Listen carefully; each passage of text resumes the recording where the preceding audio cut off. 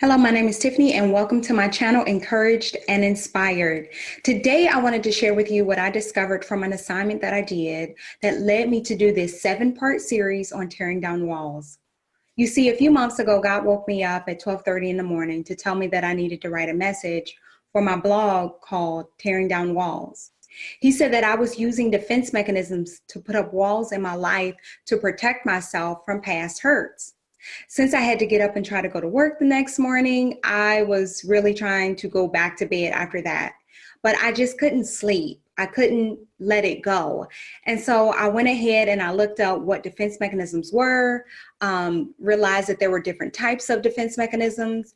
And as I realized that reading over this information, I realized that I was actually operating in some of those defense mechanisms. And so this was clearly a God-given assignment that opened my eyes to areas in my life where I was blinded. And I wanted to impart to you what I learned through completing this assignment. Later, I will specifically talk about the assignment and what actions I had to take with the defense mechanisms I was using that led to God healing my open wounds and speaking truth to the lies that were beneath them. So let's go ahead and let's get into the presentation.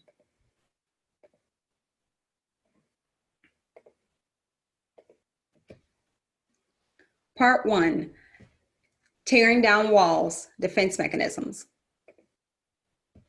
What is a defense mechanism? A defense mechanism means a mental process initiated typically unconsciously to avoid conscious conflict or anxiety. It's a protection method used for coping during stressful situations by providing refuge away from dealing with the emotional and mental aspect of the situation. I wanted to share an example of a defense mechanism with you and how you could possibly be using it to cope. Regression is a defense mechanism that is triggered by stress or trauma. During a stressful situation, a person responds by reverting to an earlier stage in their life. They portray childish behavior instead of acting their age when trying to cope with difficult circumstances. It serves as a way for a person to mentally escape and retreat to a time in their life when they felt secure and protected by a guardian or parent. They feel the guardian or the parent will fix the situation, so they avoid having to confront it. Using the regression defense mechanism does not allow you to deal with your emotional and mental state during that time. It doesn't help you in processing the stress or coping with it in a healthy way. For instance, an adult will throw a temper tantrum because they didn't get their way. So they cry, pout, throw things, or even use abusive behavior or language toward the person that told them no. A lot of times defense mechanisms are used unconsciously, meaning you don't even realize that you're even using them, which was me until this assignment. You see, I didn't realize that I was using defense mechanisms to cope, let alone using them as a crutch and learning and leaning on them for support and not God. God does not want us to have any other God before him. It says that in Exodus 20, verse 3.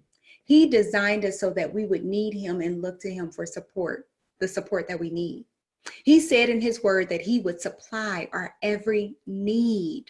It says that in Philippians 4:19. So when I am in need on how to cope with difficult situations, I should be seeking God and not trying to use defense mechanisms. You see, when using defense mechanisms, I learned that I had built up walls trying to protect myself, but these walls did not protect me from hurt. They only hindered my healing from past hurt by not dealing with it or acknowledging that it was even there, which led me to hold unforgiveness in my heart towards people who hurt me. I struggled to forgive certain people, but I knew I had to forgive them because God's word says in Matthew 6:15, but if you do not forgive others, nurturing your hurt and anger with the result that it interferes with your relationship with God, then your Father will not forgive your trespasses. Using defense mechanisms not only hindered me from forgiving people, healing from my past and pain, but it interfered with my relationship with God. You see, I was afraid, so I put these walls up to protect myself from hurt, but the walls got in the way of my relationship with God. I didn't let him in those areas to help me to cope with my pain. Since I wouldn't willingly surrender that to God, I completely closed him off of that area of my life. I had closed the door and locked him out and basically told him I didn't need him in that area of my life. Or was I wrong? Because I wouldn't give God access to that area of my life. It gave access to the enemy to take that territory, and I wound up in spiritual bondage because of it. In looking at the different types of defense mechanisms, which you can do your research on and check to see if you are operating in any of them in your life right now. This will allow you to recognize any part of your life that has not been surrendered to God. Look back at any stressful or demanding situations that you have faced in your past to see the defense mechanisms you used and the lies you believed at the root of it. This is the end of part 1, but I want you to keep watching this series on tearing down walls. In part 2 of this series, we will dive into the lies and deception of the enemy. And later we will discuss how believing these lies can lead you into spiritual bondage.